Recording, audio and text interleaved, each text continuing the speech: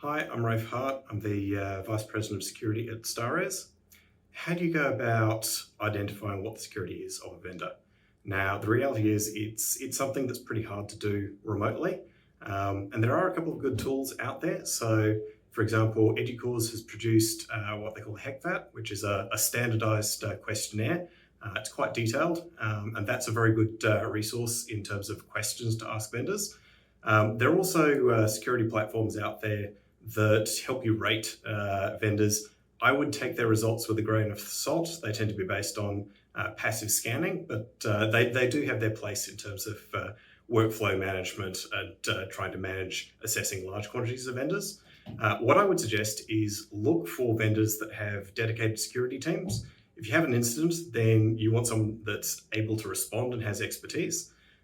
Secondly, you want to identify what tool your vendors use for what's called endpoint detection and response. So EDR, basically, it's what it's what antivirus has become these days. If you don't have one of these tools in place, so these are things like SentinelOne or Carbon Black. CrowdStrike is the one that StarRes uses. And like even with the best of intentions, if a vendor doesn't have one of these things, then they don't have the ability to detect and prevent hacking within their environment.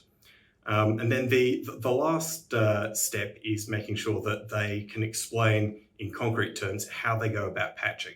So StarRes has recently gone through the process of getting Cyber Essentials Plus certification, and that involved auditors coming in, sampling systems from our environment, and us being able to demonstrate that we're patching all high and critical vulnerabilities within 14 days. And that's the speed that you need to move at these days in order to make sure that your systems are actually secure. So make sure that each of your vendors can actually provide some concrete information on that.